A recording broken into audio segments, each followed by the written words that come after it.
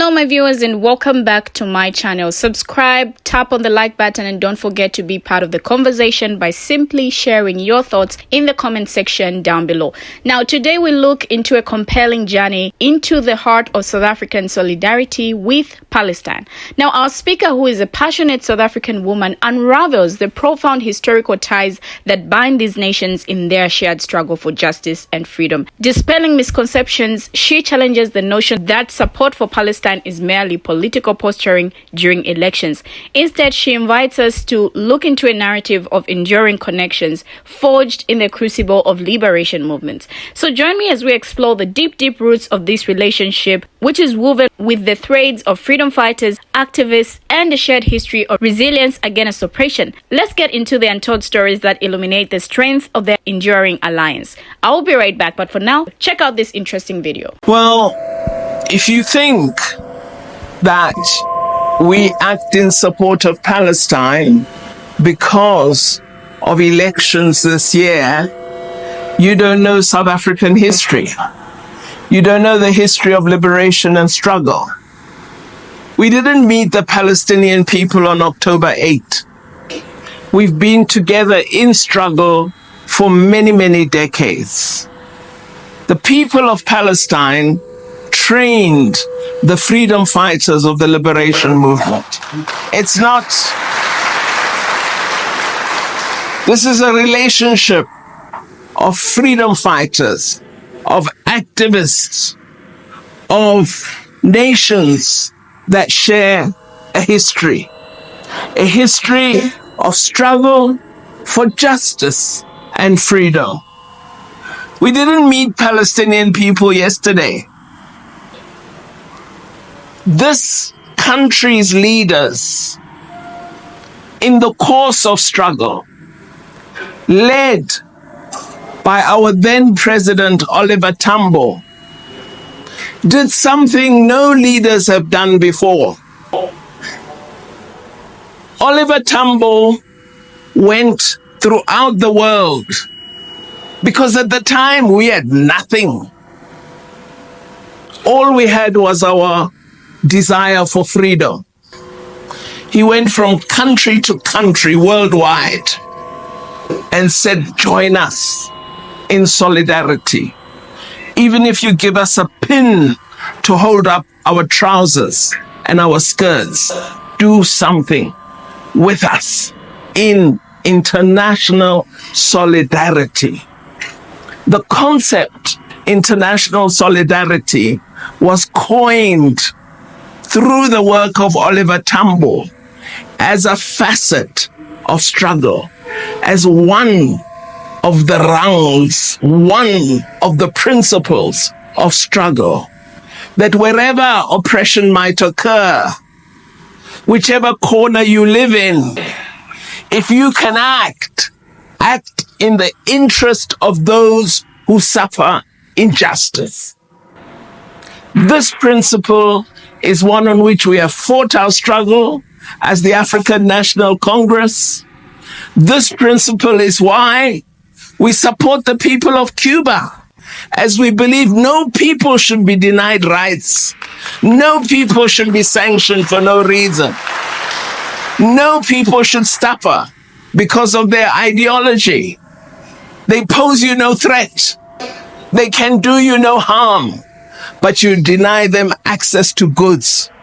This cannot be tolerated. And when we see that injustice, as South Africans committed to justice, to human dignity, to equality, all values you prize because they're in your constitution.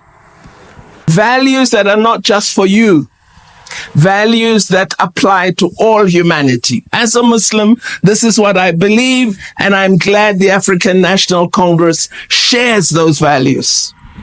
So it is not a matter of yesterday. It is not a matter of the election tomorrow. It's an issue of justice. It's an issue of fighting colonialism. It's an issue of fighting occupation. It's an issue of upholding the Charter of the United Nations, which says every nation deserves their sovereign integrity. The people of Palestine deserve their sovereign right to their land.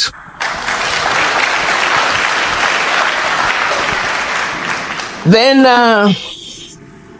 on the humanitarian aid, I think what you have seen in Palestine, my dear sister, is that there is an attack on all those who provide humanitarian aid.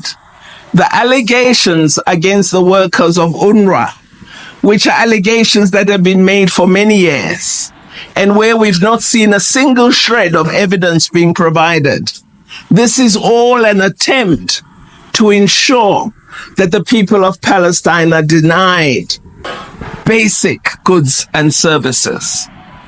So what we should advise is that the persons you refer to should approach the remaining UN officers for assistance. We are also working with non-governmental organizations in Palestine. Could you take your time and just make a poster? The poster should read, "Stopped," and go and stand outside 5 embassies. There are 5 primary supporters of Israel. I'm not going to name them for you. You must do your work. As the women in black did for us when we were fighting, stand up and petition. Stand up and protest. Stand up and be visible. Don't only come to this dinner. Be visible in support of the people of Palestine. Be visible. Sign a petition. In Cape Town, I said they want to destroy UNRWA. Let's make sure we provide funding for it. I said this at the mosque, and alhamdulillah, our people have come forward.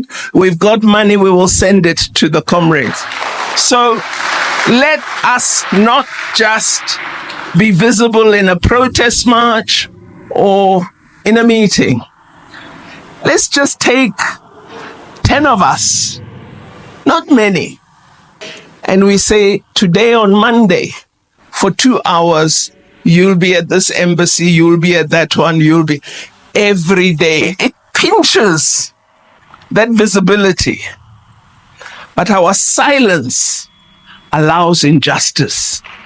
So let us stand up. Indeed, you are right, Molana. We are dealing with the geopolitics of today. There's a fierce fight going on because unipolarity and hegemony has been allowed to go on for too long. And now with BRICS, with China emerging, unipolarity stands challenged. And the fight against multipolarity is going to be fierce.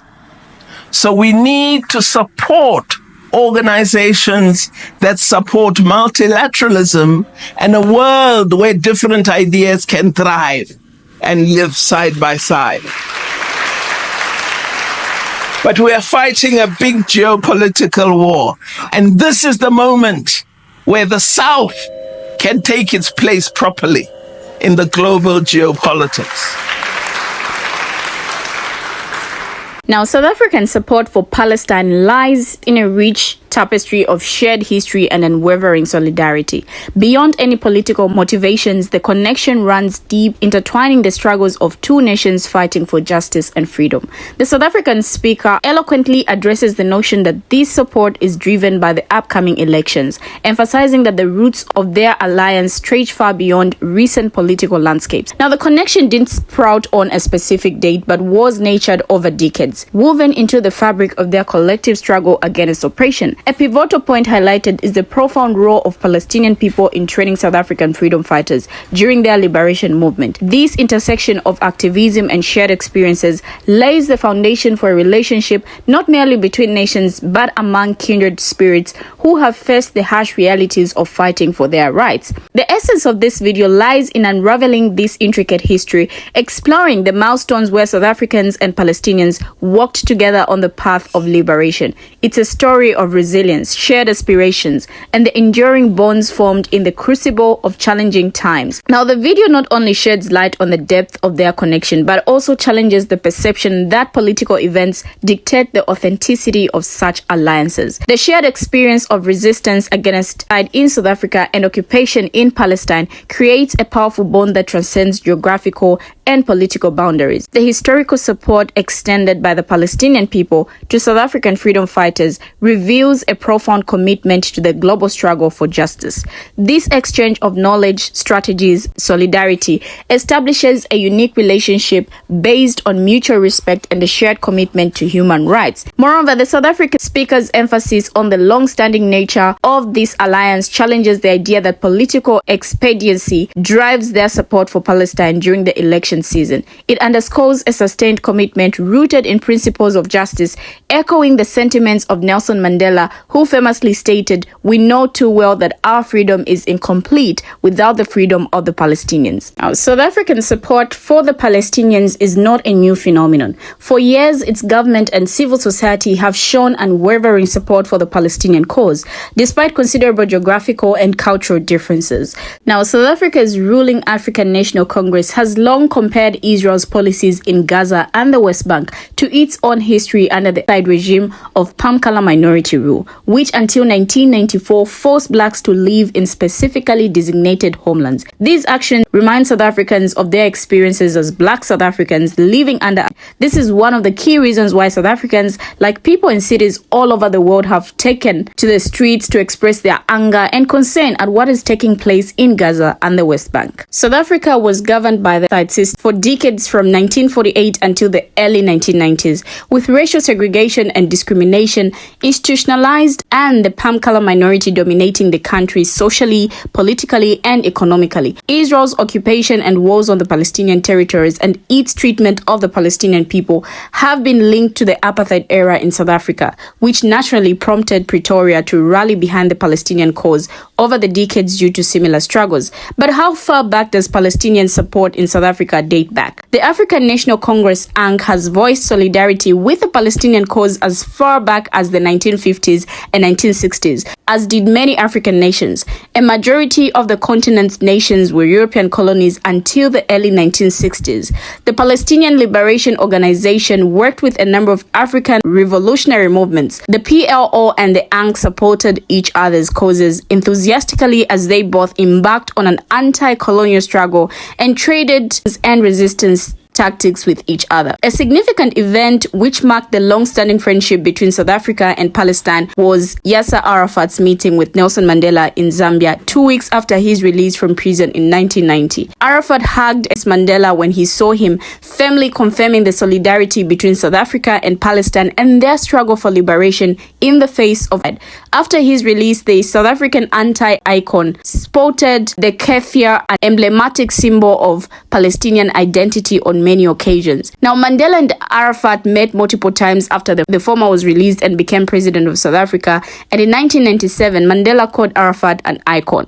"We know too well that our freedom is incomplete without the freedom of the Palestinians," he added. South Africa was among the first countries to label Israel's occupation of the Palestinian lands as apartheid. In 2022, Naledi, South Africa's Minister of International Relations and Cooperation, said the Palestinian narrative evokes experiences of South Africa's own history of racial segregation and oppression. After Mandela's unaliving in 2013, his family, including grandson Mandla Mandela, have continued the South Africans' legacy in expression of Palestinian solidarity. "We have stood with the Palestinians and we will continue to stand with our Palestinian brothers and sisters," he said at a rally in October in protest against Israel's military in Gaza. Now, just from this, we can see how long South Africa and Palestine have come in terms of supporting each other. But what do my viewers have to say? We have finally come to the end of the video. Share your comments in the comment section down below. Thank you for watching and see you in my next video.